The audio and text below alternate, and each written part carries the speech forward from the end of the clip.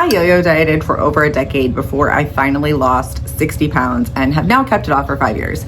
And I just wanted to talk about some of the things that kept me stuck in that cycle of yo-yo dieting. It's the most frustrating cycle ever. I mean, have you ever been through a cycle where you lose weight, you gain weight, you lose weight, you gain weight, and you just feel like something is wrong with you? You just feel like something is wrong with your body. Why can't you just stick to things? Like, you go down this rabbit hole, and what it ended up turning into for me was this hatred for myself and for my body. And so I had to actually take 2 years off of trying to change my body, just allowing myself to be, learning to love myself, so that I could get to a place where I could lose weight sustainably. I didn't think that I would ever be able to lose weight sustainably, honestly.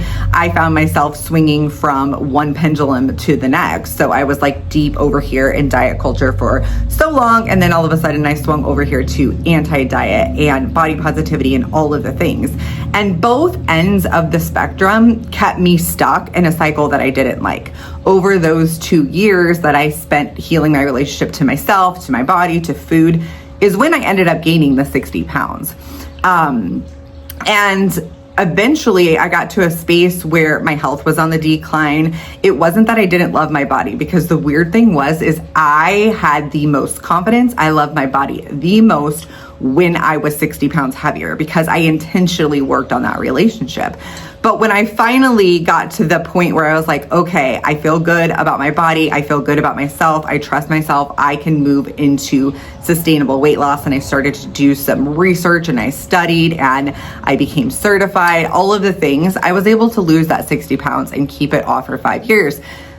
That was a tangent, but what I wanted to talk about were the things and the ideas and the mindsets that really kept me stuck in a cycle of yo-yo dieting. Because like I said, it is the most frustrating thing in the world, and it could really damage your relationship to yourself. I don't think that that's talked about enough. Like, we just talk about the frustration, but the damage that it does to your relationship with yourself, it'll roll into every other area of your life. I believe that health is the foundation to everything that we do. And when we start taking care of ourselves, we start taking care of our body. It's not necessarily about looking a certain way. If that's important to you, great. It is important to me now, because I know that it's possible, and it's not just some kind of like magical thing that happens. It's actually the work that you put in.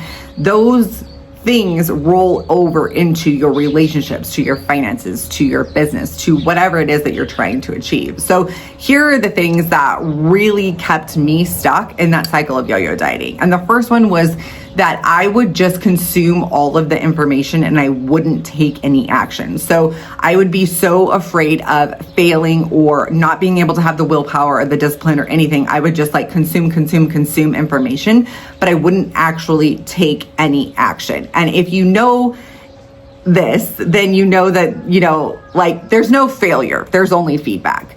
But in order to get the feedback, you actually have to take the action. So if you're not taking any steps towards getting healthier, towards losing weight, you're not going to know what works and you're not going to know what doesn't work. And so you're just going to continue to sit there. Like, knowledge is power, but it's not power without any action. You have to be willing to take the action. And the next thing that really kept me stuck in a cycle of yo-yo dieting was comparing myself to what other people were sharing online.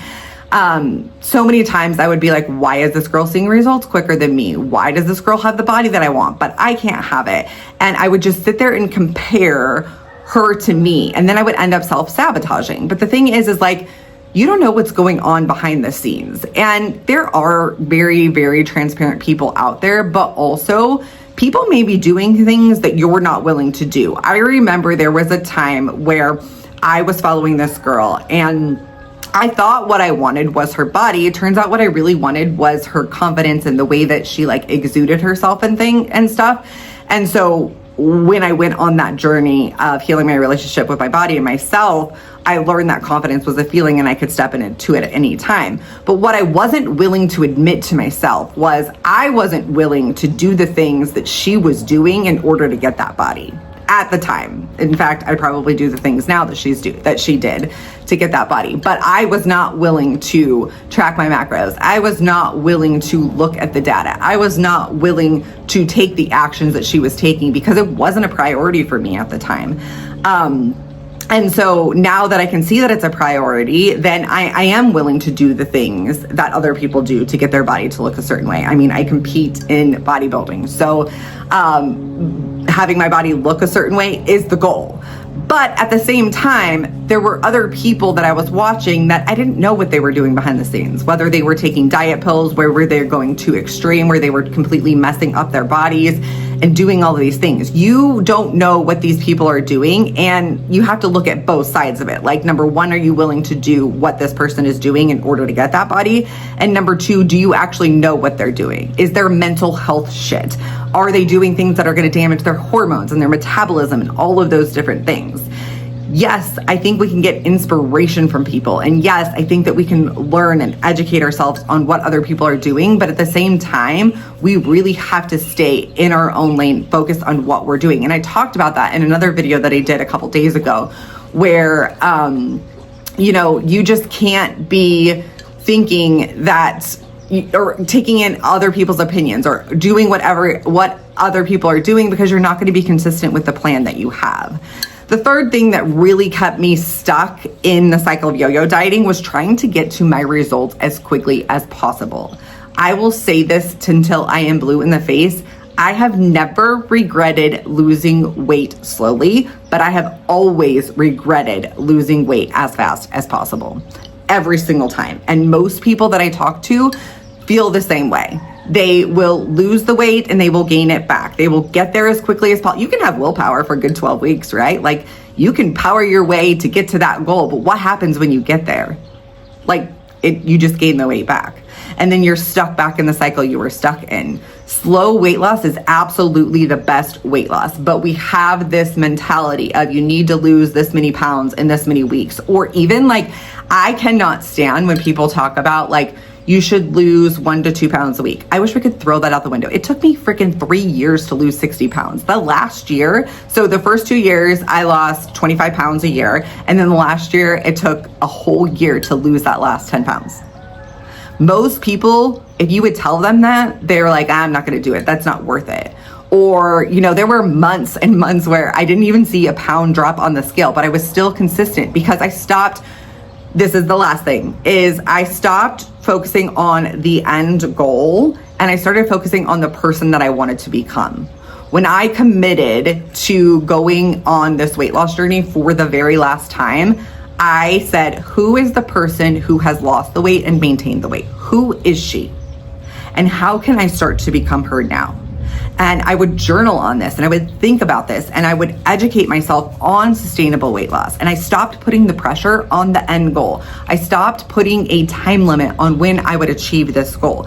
And I simply just showed up for myself every single day. In fact, I committed to 365 days. I said, if I can commit to showing up for myself, picking myself back up and just putting one foot in front of the other for 365 days, we'll see where we're at and then we'll go from there. And in 365 days, I had lost 25 pounds and I never yo-yoed.